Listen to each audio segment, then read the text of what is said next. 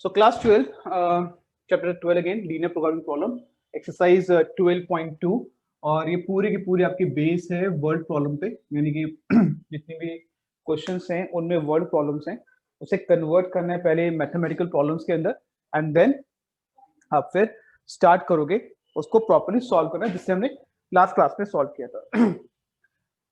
अब यहाँ पे जब ये वर्ड प्रॉब्लम को सॉल्व किया जाता है उसमें हमेशा ये बात ध्यान है कि आपको एक टेबल बनानी होती है, ठीक है। जब भी हम सॉल्व करेंगे टेबल बनानी है और वो टेबल आपकी यूज होगी मैन्युफैक्चरिंग प्रॉब्लम्स के लिए और डाइट प्रॉब्लम्स के लिए। अब ये मैन्युफैक्चरिंग प्रॉब्लम क्या है और डाइट प्रॉब्लम क्या है? डाइट प्रॉब्लम जहाँ पे खाने पीने की बात की जा रही है, जैसे क्वेश्चन 1 हो गया 12.2 का, और मैन्युफैक्चरिंग प्रॉब्लम जहाँ पे एक्चुअली चीजों को आप मैन्युफैक्चर कर रहे हो किसी फैक्ट्री के अंदर, किसी पर्टिकुलर वर्कशॉप्स के अंदर, उसको हम बोल देंगे basically your manufacturing problem, like question number 4 and 5। तो वहां पे आपको ये तो हमें क्लियर हो गया कि डाइट प्रॉब्लम और मैन्युफैक्चरिंग प्रॉब्लम के अंदर आपको बेसिकली टेबल बनानी। टेबल कैसा होगा वो मैं आपको थोड़ी देर बताता हूँ। दो वर्ड ध्यान रखने, एटलीस्ट एंड एटमोस्ट। एटलीस्ट के लिए सिंबल जो आपको यूज करना है वो आपको यूज करना है मोर देन इक्वल टू, और एटमोस्ट के लिए सिंबल आपको less than equal to use करना है, ठीक है। जैसे क्वेश्चन 1 की बात हो रही है, क्वेश्चन 1 में बोला गया, अगर पूरा क्वेश्चन पढ़े दोबारा, Reshma wishes to mix two types of food P and Q in such a way vitamin content of the mixture contain at least 8 unit of vitamin A and 11 unit of vitamin B। Food P और food Q, तो मोटा मोटा पढ़ने पे हमें क्या क्या मिल गया कि दो तरह के फूड है P और Q, उसके अंदर जो कंटेंट है वो विटामिन A और विटामिन B है, और कॉस्ट की बात की जा रही है। तो जो टेबल की बात मैं कर रहा हूँ वो टेबल आपको कुछ इस तरीके से बनानी है, तो अलग तरह की टेबल है। ये देखो, ये टेबल आपको कुछ इस तरीके से बनानी है। थोड़ा मैं इसको और बड़ा करता हूँ।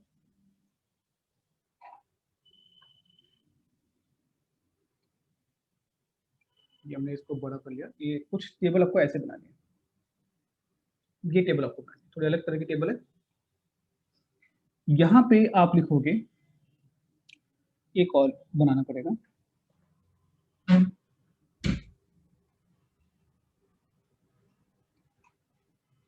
ये ऐसे टेबल बनेंगे, ठीक है।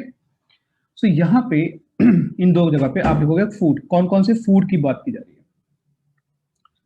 यहाँ पे लिखोगे कंटेंट, क्या कंटेंट है, और यहाँ पे लिखेंगे ऑप्टिमल फंक्शन, किस ऑप्टिमल फंक्शन की हम बात कर रहे हैं, लाइक कॉस्ट की बात कर रहे हैं, प्रॉफिट की बात कर रहे हैं, वो मतलब है कहने का।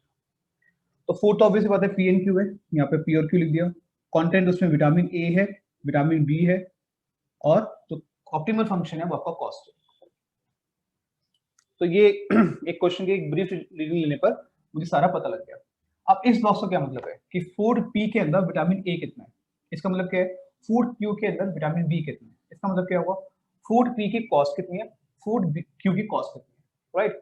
यहाँ पे इसका क्या मतलब है, इसको नहीं करना हमें, ये बॉक्स नहीं लेना। इसका क्या मतलब है, विटामिन ए टोटल कितना है, विटामिन बी टोटल कितना है, ये मतलब है, ठीक है। तो बॉक्स को फिल करते हैं, और यहाँ पे बोला गया in such a way vitamin content of the mixture contain at least 8 unit of vitamin A and 11 unit of vitamin B. At least 8 unit of vitamin A more than equal to 8 and 11 unit of vitamin B more than equal to 11. Right? Cost की बात करते हैं। Cost P जो है वो 60 rupees है, यहाँ पे 60, और जो Q की कॉस्ट गिवन है वो 80 है, 80। Next, food P contain 3 unit of vitamin A and 5 unit of vitamin B. Food P contain 3 unit of vitamin A and 5 unit of vitamin B, और Q contain कर रहा है 4 unit of vitamin A and 2 unit of vitamin B। Once the table is over, question जितना भी बचा हुआ है उसको छोड़ दो, उसे आगे करने की कोई जरूरत नहीं है, आपको सीधा सीधा पाना है अपनी प्रॉब्लम के अंदर। कॉस्ट तो डेफिनेटली हमेशा मिनिमाइज होती है, तो आप यहाँ लिखोगे मिनिमाइज Z, और यहाँ पे हाँ, let the food P is equal to X kg and Q आपका हो जाएगा Y। फूड P को, यानी फूड P और Q को हमेशा X और Y लेके चलना है। तो कॉस्ट क्या होगा, वर्टिकल चलना है, हमेशा वर्टिकल चलना है। तो कॉस्ट कितना होगा, minimize cost 60x plus 80y, 60x plus 80y। Next equation क्या आ जाएगी, 5x plus 2y more than equal to 11। Next equation क्या होगी, 3x plus 4y more than equal to 8, because पूरी इक्वेशन हमने खत्म कर दी है।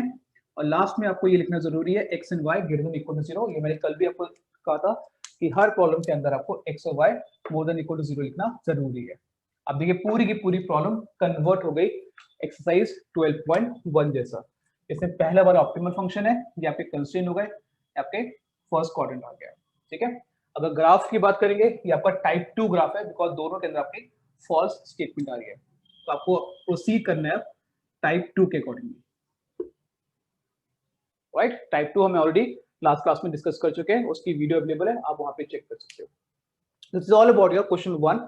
इसके आगे जैसे 12.1 में हमने सॉल्व किया था, बिल्कुल वैसे ही आपको प्रोसीड करना है। right, अब क्वेश्चन नंबर 2 देखते हैं। One kind of cake required 200 gram of floor, content एक फ्लोर हो गया, 25 ग्राम ऑफ फैट, कंटेंट आपका सेकंड फैट हो गया। Another kind of cake require 100 gram of floor and fat. तो यानी क्वेश्चन में 2 लाइन पढ़ने से मुझे ये क्लियरिटी आ गई कि केक आप जो फूड है वो बात की जा रही है, फूड की एक्चुअली बात की जा रही है, और यहाँ पे जो फूड है वो केक है, cake of type 1, cake of type 2। जैसे फर्स्ट क्वेश्चन में पी और क्यू गिवन था, यहाँ पे आपका केक 1 और केक 2 गिवन है, उसमें जो कंटेंट गिवन है वो आपके गिवन है फ्लोर एंड फैट। राइट, तो वो एक काम करते हैं, वही करते हैं, लेट द क्वेश्चन नंबर 2 की बात हो रही है, number of cake of type 1 को x मान लेते हैं और टाइप 2 को y मान लेते हैं। ठीक है, टेबल बनाते हैं।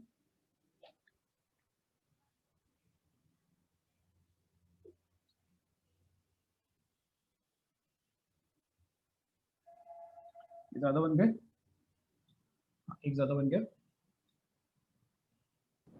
तो यहाँ पे लाइन बनाते हैं। ये आपको कुछ इस तरह से स्ट्रक्चर बनाना है, और इस स्ट्रक्चर के थ्रू रहोगे तो आपको कभी भी इक्वेशन गलत नहीं बनेगी। यहाँ पे हम लिखेंगे केक 1, केक 2, फ्लोर की बात की गई है और फैट की बात की गई है। ठीक है, अभी तक इतना ही पड़ा है, इतना देख लिया।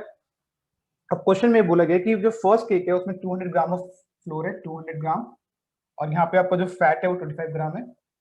सेकेंड केक के अंदर आपका फ्लोर है 100 ग्राम और फैट है 50 gram. Okay, find the maximum number of cake, यानी यहाँ जो मैक्सिमाइज करना है ऑप्टिमल फंक्शन वो आपको करना है नंबर ऑफ केक। इसको अपने x माना है, इसको y माना है। Okay, which can be made from 5 kg of flour and 1 kg of fat। यानी कि मैक्सिमम नंबर ऑफ केक्स आपको निकालने हैं, लेकिन अवेलेबिलिटी फ्लोर के आपके पास मैक्सिमम 5 kg है, 5 kg है। ठीक है, डाटा ग्राम में दिया हुआ है, और जो मैक्सिमम अवेलेबिलिटी बोला है उन्होंने फ्लोर का और फैट का भी, वो केजी में बोला हुआ है। मैक्सिमम दिया हुआ है यानी एटमोस्ट की बात की जा रही है, तो यहाँ आप लिखोगे less than equal to 5 kg यानी 5000 ग्राम, डाटा मैच करना है। फैट आपको दिया है maximum 1 kg, less than equal to 1000 gram. पूरी इक्वेशन कन्वर्ट हो गई। अब तो सिंपल है क्वेश्चन काफी, नंबर ऑफ केक को मैक्सिमाइज करना है, so maximise z is equal to x plus y subject to the condition, vertical चलना है हमेशा, 25x plus 50y less than equal to 1000, 200x plus 100y less than equal to 5000, x and y more than equal to 0। Right, अगर आप ध्यान से देखें ये दोनों इक्वेशन आपकी 2 स्टेटमेंट आ रही हैं, तो ये आपका कन्वर्ट हो गया टाइप 1 के। तो जो भी ग्राफ बनाने हैं, अगर प्रोसीडिंग करनी है वो आइदर टाइप 1 है, टाइप 2 है या फिर टाइप 3 है, इससे ज्यादा अलग से कुछ भी नहीं पूछ रहा था। जब भी वर्ड प्रॉब्लम्स आएंगी वो 6 नंबर के पूछे जाते हैं, 6 मार्क्स के आते हैं, क्योंकि उसमें 2 नंबर होते हैं आपके फॉर्मेशन के। ये जो फॉर्मेशन आपने करी है, दिस स्टेटमेंट जो आपने लेट किया है एंड दिस पर्टिकुलर प्रॉब्लम, ये अगेन पूरे आपके 2 मार्क्स की है। उसके बाद जो कॉन्सेप्ट मैंने कल पढ़ाया था आपका 4 मार्क्स का है। अगर क्वेश्चन यहाँ से शुरू होता है, 12.1 का क्वेश्चन आता है, तो उसकी वेटेज 4 मार्क्स की आती है। राइट, तो ये था आपको question number 2। Right, so go with question number 3 now. काफी बड़ा क्वेश्चन दिया हुआ है, तो अब इसमें अगर आप पूरा, अब लीनियर प्रोग्रामिंग क्वेश्चन का जो वर्ड प्रॉब्लम है ना, उससे ज्यादा पूरा नहीं पढ़ना चाहिए, आप थोड़ा आइडिया ले लो, उसके बाद हमें देखना है।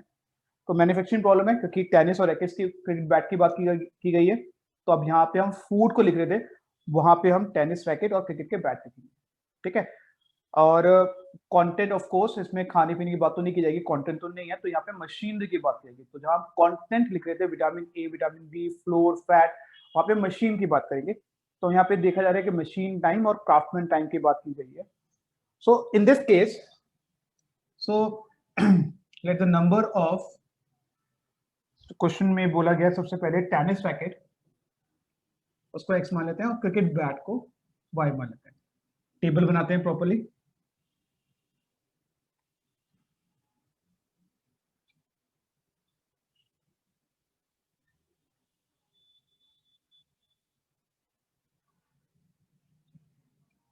ये टेबल बना गया, ठीक है। यहाँ पे लिखा टेनिस रैकेट, यहाँ पे लिखा क्रिकेट बैट, यहाँ पे जो मशीन्स यूज हो रही है उसकी बात कर लेते हैं। मशीन जो कौन कौन सी यूज हो रही है, एक तो मशीन टाइम है, मशीन टाइम और क्राफ्टमैन टाइम, राइट। उसके बाद प्रॉफिट भी, अगर आप देखो पूरा क्वेश्चन तो प्रॉफिट भी दिया हुआ है यहाँ पे कि प्रॉफिट निकालना है, तो यहाँ पे लिखते हैं प्रॉफिट। ओके, अब क्वेश्चन पूरा कर दिया हुआ है। टेनिस रैकेट के लिए you need 1.5 hour of machine time and 3 hour of craftsman time. तो 1.5 यहाँ पे आ गया, 3 आपको यहाँ पे आ गया, ठीक है। In making a cricket bat 3 hour of machine time और 1 आवर ऑफ 3 यहाँ पर, 1 यहाँ पे। तो देखिए पूरा क्वेश्चन बनने की जरूरत नहीं, आपको सिर्फ डाटा हैंडल करना है कि डाटा आप पिक करते रहो और उसे अगेन फिल करते रहो। इससे क्या काफी टाइम बचता है आपका पूरा, और पेपर में अगेन टाइम तो इंपॉर्टेंट है। So in a day, a factory has availability of not more than मतलब at most maximum आप 42 hours आप यूज कर सकते हो machine time, less than equal to 42, और क्राफ्टमैन टाइम को 24 आवर यूज कर सकते हो, लेस देन इक्वल टू 24, ठीक है। अब सारा का सारा फिल हो गया।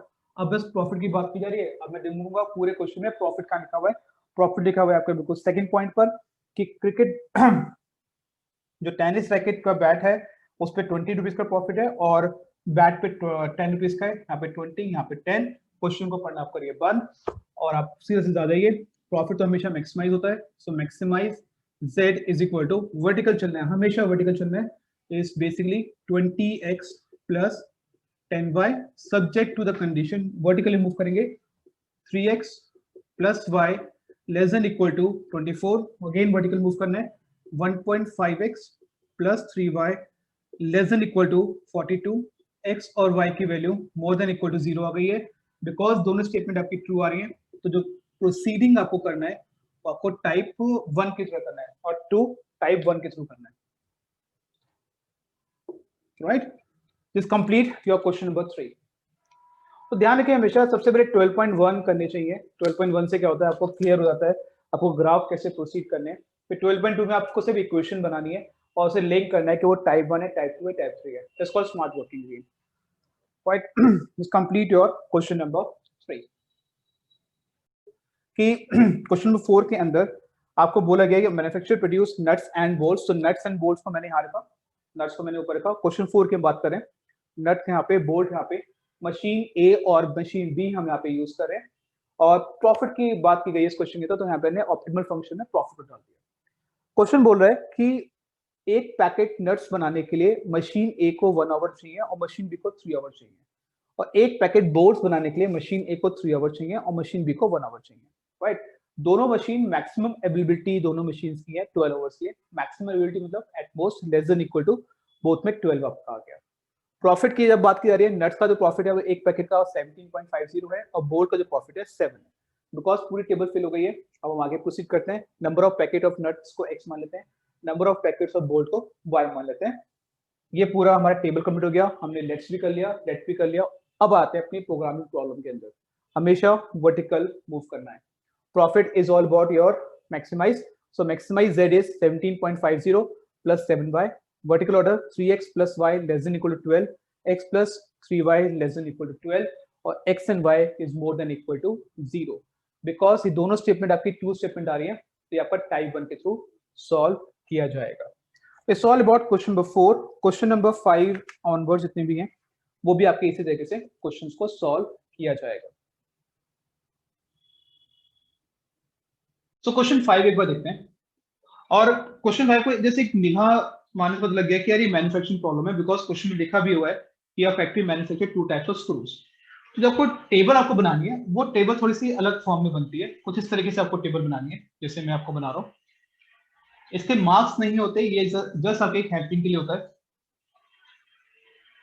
ये मैंने आपको टेबल आपको कुछ इस तरीके से बना दी, ये हमेशा टेबल आपको ऐसे बनानी है, ठीक है। तो यहाँ पे हम क्या रखेंगे, यहाँ पे रखेंगे अपने अपने प्रोडक्ट्स, जो भी हम प्रोडक्ट्स बना रहे हैं, यहाँ पे मशीन्स, जो भी हम मशीन को यूज कर रहे हैं, और यहाँ पे ऑप्टिमल फंक्शन यानी कि कॉस्ट या फिर आपका प्रॉफिट, ये टेबल बनती है पूरी, ठीक है। अब यहाँ पे जो प्रोडक्ट्स आप बना रहे हो वो आपके स्क्रूज है, स्क्रू ए एंड बी, तो हम यहाँ पे लिखेंगे ए, यहाँ पे लिखोगे बी। अब इन स्क्रू को बनाने के लिए मशीन भी यूज होंगी, और वो कौन कौन सी मशीन यूज हुई है, ऑटोमेटिक और हैंड ऑपरेटेड। तो यहाँ लिखेंगे ऑटोमेटिक, ऑटोमेटिक और हैंड ऑपरेटेड, बिकॉज इस टेबल के मार्क्स नहीं है, इसे जितना ज्यादा आप कम से कम इस पे टाइम डिवोट करोगे उतना ही आपके लिए फायदा। तो इसका मतलब क्या हुआ, अगर हम इस बॉक्स की बात करें तो प्रोडक्ट ए में ऑटोमेटिक मशीन में कितना टाइम यूज होगा हमें वो देखना है। यहाँ पे प्रोडक्ट बी के अंदर हैंड ऑपरेटेड मशीन कितना टाइम यूज करेगी, यहाँ पर मशीन एम और मशीन बी ने टोटल ऑटोमेटिक मशीन का कितना टाइम लिया, ये मतलब हो गया। और दो वर्ड, एटलीस्ट इसके लिए ग्रेटर देन यूज करोगे, एटमोस्ट जिसके लिए आप सिंपल लेस देन यूज करोगे। अब ये जो टॉपिक्स हैं ये ऑलरेडी आपने देखे गया होगा, हमने एटलीस्ट एटमोस्ट का कॉन्सेप्ट 11th क्लास के अंदर भी डिस्कस किया है। ओके, अब करते हैं क्वेश्चन पूरा का पूरा। काफी बड़ा क्वेश्चन है, लेकिन इतना बड़ा क्वेश्चन को पढ़ने की कोई जरूरत नहीं है। अगर आप टेबल देखोगे तो आपको काफी ज्यादा क्लियरिटी हो जाती है कि हमें किस चीज की जरूरत है और किसकी जरूरत नहीं है। फॉर एग्जाम्पल अगर देखें कि टू टाइप्स ऑफ स्क्रूज हैं, स्क्रू ए है, स्क्रू बी है, और क्वेश्चन बोले गए each type of screw required the use of two machine and automatic and hand operated. Already हम लिख दिया, it take 4 minutes on automatic and 6 minutes on hand operated machine to manufacturing a packet of screw A। तो अब इतनी बड़ी line दी हुई है, लेकिन हमारे काम के मतलब क्या है, 4 मिनट ऑटोमेटिक में, 6 मिनट हैंड ऑपरेटेड में प्रोडक्ट ए के लिए। तो यहाँ लिखेंगे 4, यहाँ लिखेंगे 6, ठीक है। अब ऐसे बी में देखते हैं, 6 दिया हुआ है ऑटोमेटिक में, 3 दिया है हैंड ऑपरेटेड के अंदर मशीन बी के लिए। तो यहाँ पे क्या देगा, यहाँ पे होगा 6, यहाँ पे आ गया 3, ठीक है। आगे बढ़ते हैं, each machine is available for at most 4 hours. तो दिस इज इंपॉर्टेंट अगेन, हर मशीन आपके लिए एट मोस्ट 4 आवर्स के लिए अवेलेबल है, लेकिन जो डाटा हमें गिवन है, ये वाला डाटा जो गिवन है वो मिनट्स के अंदर है। यहां जो मैं लिखूंगा, क्योंकि ऑटोमेटिक मशीन कितनी अवेलेबल है, 4 घंटे के लिए, हैंड ऑपरेटेड टोटली 4 घंटे के लिए अवेलेबल है, एटमोस्ट है तो लेस देन दोनों में आ गया, 4 घंटे के लिए अवेलेबल है, 4 आवर्स के लिए अवेलेबल है, लेकिन क्योंकि डाटा यहाँ मिनट्स में गिवन है तो आप 4 को भी मिनट्स में कन्वर्ट कर लो। तो 4 आवर्स यानी कि 240 मिनट्स, 4 आवर्स यानी 240 मिनट्स, ऑलमोस्ट मेरे खत्म होने वाले हैं। मैन्युफैक्चर का जो प्रॉफिट है, क्योंकि ऑप्टिमल फंक्शन मेरा प्रॉफिट हो गया, जो प्रॉफिट आ रहा है वो आपका आ रहा है आपका 1/7 और 1/10, 1/7 1/10। जैसे ये आपका पूरा टेबल खत्म होता है, क्वेश्चन के अंदर कुछ भी दिया हुआ है उसे पढ़ना ही नहीं है, क्वेश्चन को वहीं पे छोड़ दो या जितना भी दिया हुआ है, क्योंकि अब काफी क्लियरिटी आपको हो चुकी है। सो जो भी ए और बी है आप लिखोगे number of screws of type A को मान लेते हैं लेट्स से एक्स, और बी को मान लेते हैं वाई। ये आपको लिखना जरूरी है, ठीक है, क्योंकि इसके आगे नंबर है। अब यहाँ जो हमेशा वर्टिकल ऑर्डर में मूव करना है, हमेशा, ठीक है। प्रॉफिट मैक्सिमाइज होता है हमेशा, so maximise z is equal to 7x plus 10y, हमेशा वर्टिकल ऑर्डर मूव करना है। यहाँ पे क्या होगा फिर 6x plus 3y less than equal to 240। यहाँ पे क्या आएगा 4x plus 6y less than equal to 240, और यहाँ पर x और y की value more than equal to 0। ये तो आपको देखने लिखनी है, ये मैंने कल भी आपको बताया था। तो स्क्रू को ए को x लिया, बी को y लिया, वर्टिकल ऑर्डर मूव करना शुरू किया, 7x प्लस 10y। तो वर्टिकल ऑर्डर मूव किया करा हमने 6x plus 3y less than equal to 240, vertical order move किया 4x plus 6y less than equal to 240, और x एंड y की value more than equal to 0 आ गई। ये आपकी बन गई मैथमेटिकल प्रॉब्लम, ये आपका ऑप्टिमल फंक्शन, ये आपके कंस्ट्रेंट, ये आपका फर्स्ट क्वाड्रेंट। बिकॉज दोनों स्टेटमेंट में आपका ट्रू आ रहा है तो ये आपका टाइप 1 के थ्रू सॉल्व हो जाएगा। कंप्लीट, ठीक है, ये समझ में आ गया पूरा हमारे पास। टाइप 1 का मतलब क्या होगा कि आपके दोनों इक्वेशन जो हैं वो आपकी बाउंडेड है, बाउंडेड रीजन देंगी, और कोई भी इक्वेशन आपकी ओरिजिन से पास नहीं कर रही है। That's again a type 1 questions. So question number 6 के अंदर कॉटेज इंडस्ट्री है, मतलब ऐसे से पढ़ना है, पूरा क्वेश्चन नहीं बना, लिंक बनना है। कॉटेज इंडस्ट्री है, पेडिस्ट्रल लैम्प और वुडन शेड बना रहे हैं, तो बेसिकली आपके प्रोडक्ट्स हो, ठीक है। सो हम यहाँ लिखेंगे नंबर ऑफ पेडिस्ट्रल लैम्प को x मान लेते हैं, ठीक है, और वुडन शेड को y मान लेते हैं। बिकॉज मैन्युफैक्चरिंग प्रॉब्लम है तो आई नीड टेबल बना लेते हैं, थोड़ा बढ़िया से बनाएंगे, सुंदर सुंदर। ये हमने टेबल बना ली, और प्लीज स्केल वैल्यू यूज मत करना, क्योंकि पहले स्केल यूज कर रहे हो, रफ यूज करना है सारा का सारा। यहाँ पे पेडिस्ट्रल लैम्प, यहाँ पे वुडन शेड, ओके। अब इन दो पे करना है, इन दो में क्या आएगा, कौन कौन सी मशीन यूज कर रहे हैं इसके अंदर, इसमें हम ग्राइंडिंग या कटिंग मशीन यूज कर रहे हैं और स्प्रे यूज कर रहे हैं, तो ग्राइंडिंग यूज कर रहे हैं, स्प्रे यूज कर रहे हैं, okay. It take 2 hour for grinding machine and 3 hour spray to manufacture pedestal lamp. तो यहाँ पे आपका 2 आ गया, यहाँ पे आपका 3 हो गया। उसके बाद क्या लिखा है, it take 1 hour on grinding and 2 hour on spray, तो 1 एंड यहाँ पे 2। आगे देखते हैं मिक्सचर दिया हुआ है। दिस इज इंपॉर्टेंट, अब थोड़ा ध्यान से समझना इस क्वेश्चन को, बहुत ध्यान से समझना, लाइन बहुत ध्यान से पढ़ना, क्योंकि गलती हो सकती है इस क्वेश्चन में। On any day, fourth line दी हुई है, on any day the spray is available for at most 20 hours and grinding machine is available for 12 hours, ठीक है। यूजुअली क्या होता है, मैक्सिमम क्वेश्चंस में क्या होता है, जो फर्स्ट टोटल होता है वो फर्स्ट का होता है, जो सेकंड आवर गिवन होता है वो सेकंड का होगा। यहाँ थोड़ा उल्टा है, यहाँ पे अगर देखें तो जो 20 आवर्स गिवन है वो आपको गिवन है स्प्रे के, और 12 आवर गिवन है आपको ग्राइंडिंग के। ये थोड़ा सा इंपॉर्टेंट है, ठीक है, तो क्योंकि क्वेश्चन में इंपॉर्टेंट है, ये गलती हो जाती है कि हम 20 को रखते हैं, 12 को यहाँ पे करना क्या है, 12 यहाँ आएगा, 20 यहाँ आएगा, क्वेश्चन के अकॉर्डिंग। यहाँ पे 12, यहाँ पे 20, word at most less than equal to, दोनों में भी less than equal to, at least होगा तो greater than equal to. Profit given है 5 और 3, प्रॉफिट 5 एंड 3, पूरी टेबल कंप्लीट हो गई। आई थिंक अब बहुत सिंपल है, प्रॉफिट तो हमेशा मैक्सिमाइज होता है, क्वेश्चन को आगे पढ़ना बंद करो। Maximise z equal to 5x plus 3y, सीधा सीधा वर्टिकल ऑर्डर में, और कुछ नहीं करना आपको। नेक्स्ट क्या होगा, 3x plus 2y less than 20, again vertical order, 2x plus y less than equal to 12, x और y की value more than equal to 0। Question number 6 is over. आपको अगेन दोनों आपके स्टेटमेंट ट्रू स्टेटमेंट है, again ये type 1 के through solve होगा। ये पूरा क्वेश्चन नंबर 6 सॉल्व हो गया आपका, राइट। अब इसी के साथ एक काम करते हैं, question number I am leaving question number 7 because 7 again इसी लेवल पे क्वेश्चन जाएगा, वो खुद ट्राई करेगा। अब क्वेश्चन नंबर 8 कर लेते हैं, वो थोड़ा सा इंटरेस्टिंग क्वेश्चन है, क्वेश्चन नंबर 8, और उसको इंपॉर्टेंट मान के कर लीजिए क्वेश्चन नंबर 8 को। Question number 8 now, it's important one, right. Question 8 says the merchant planned to sell 2 types of personal computers, desktop model and portable model, that will cost him rupees 25,000 and 40,000. So if costing given है, he estimate that total monthly demand of computer will not exceed 250 unit.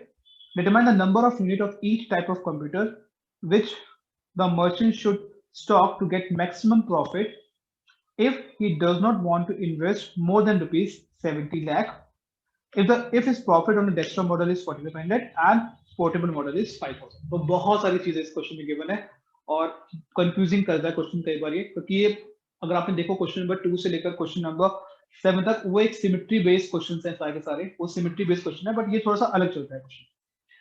तो यहाँ ये तो clear हो गया कि आपके जो कंप्यूटर्स हैं वो दो तरह के हैं, तो नंबर ऑफ जो डेस्कटॉप मॉडल्स है वो दो तरह के हैं, पर्सनल कंप्यूटर्स दो तरह के हैं, एक है डेस्कटॉप मॉडल, एक पोर्टेबल मॉडल।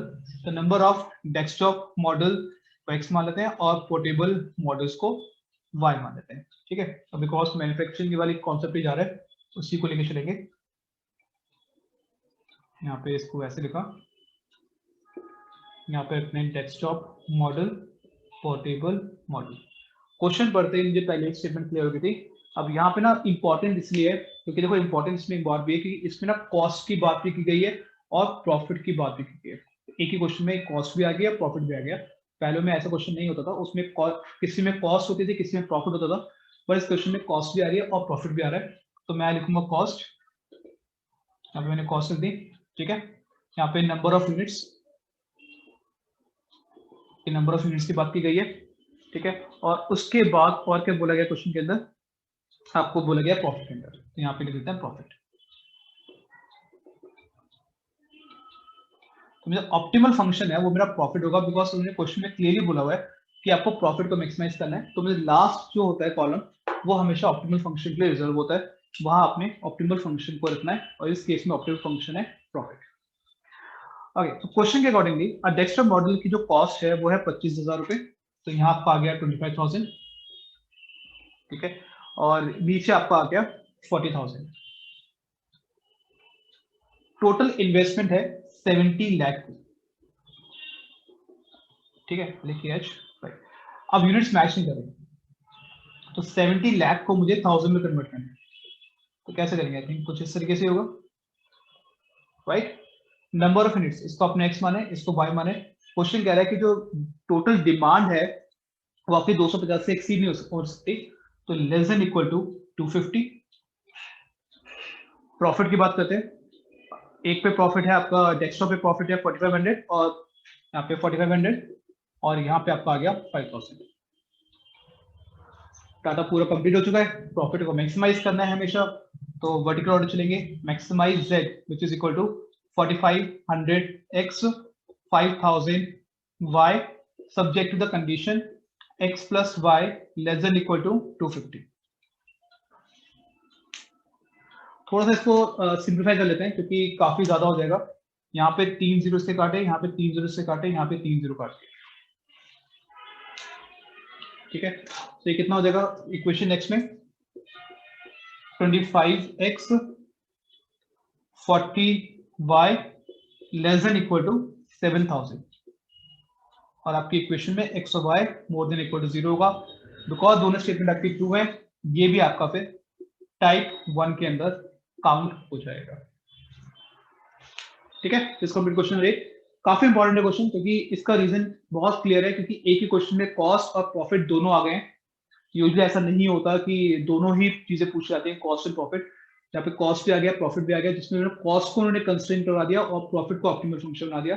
ये उल्टा, आई थिंक उल्टा तो नहीं कर सकते इसको, लेकिन कॉस्ट हमेशा वो गिवन होती है, और प्रॉफिट, अगर दोनों कॉस्ट और प्रॉफिट गिवन है तो कॉस्ट को हमेशा बनते हैं कंस्ट्रेंट, और प्रॉफिट आपका ऑप्टिमल फंक्शन में कन्वर्ट हो जाता है।